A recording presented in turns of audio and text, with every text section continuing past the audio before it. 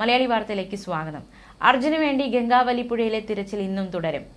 നാവികസേനയുടെ sonar ഓപ്പറേറ്റേഴ്സും scuba ഡൈവേഴ്സുമാണ് ഇന്ന് തിരച്ചിൽ നടത്തുക. ഇന്നലെ ഇരുവരും തിരച്ചിൽ നടത്തിയിരുന്നു. പക്ഷേ വലിയ രീതിയിലുള്ള മഴ, ഈ ഒരു കാലാവസ്ഥയിലെ വ്യതിയാനം, അതൊക്കെ വൻ വെല്ലുവിളിയാണ് തിരച്ചിൽ സംഘത്തിന് സൃഷ്ടിച്ചത്.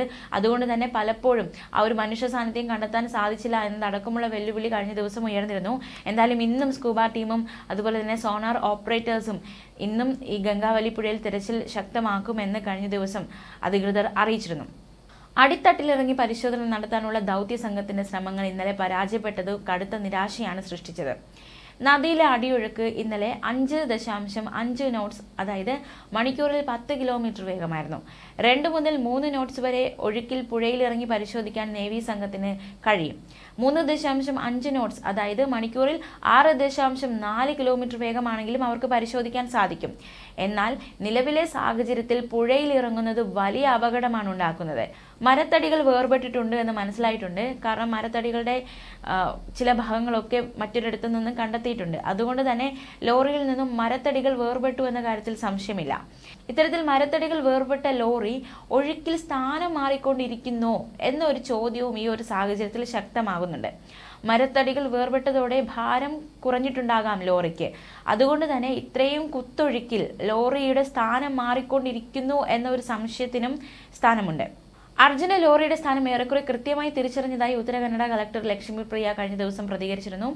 ഇന്നലെ നടത്തിയ തെർമൽ സ്കാനിങ്ങിലും ലോറിയിൽ മനുഷ്യ സാന്നിധ്യം നിർണ്ണയിക്കാനായിട്ടില്ല. റിട്ടയർ മേജർ ജനറൽ ഇന്ദ്രപാലിന്റെ സംഘം ഇവിടെ പരിശോധന നടത്തുന്നുണ്ട്. വൈകാതെ ലോറിയുടെ കൃത്യമായ ദൃശ്യം കിട്ടുമെന്ന് പ്രതീക്ഷിക്കുന്നതായി കാർവാർ MLA സതീഷ് കൃഷ്ണ സെയിൽ വ്യക്തമാക്കി. അപകടത്തിൽപ്പെട്ടവരിൽ അർജുൻ ഉൾപ്പെടെ 3 പേരെയാണ് ഇനി കണ്ടെത്താനുള്ളതെന്നും ഇവർക്കായുള്ള രക്ഷാദൌത്യം ഇനിയും തുടരുമെന്നും അദ്ദേഹം വ്യക്തമാക്കി. അതേസമയം കുന്നിടിഞ്ഞ് ദേശീയപാതയിലേക്ക് വീണ 20,000 ടൺ മണ്ണ് ഇതുവരെ നീക്കി പരിശോധിച്ചു എന്നും MLA വ്യക്തമാക്കി.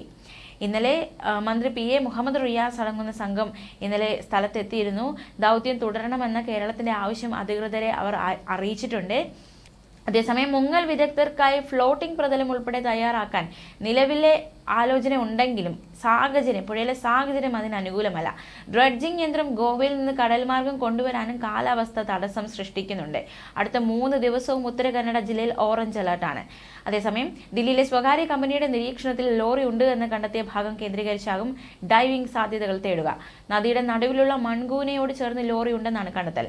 ഇന്നലെ എത്തിയ മന്ത്രി മുഹമ്മദ് റിയാസ് ഷിരൂരിൽ തുടരുകയാണ്. മന്ത്രി AK ശശീന്ദ്രൻ ഇന്നെത്തും.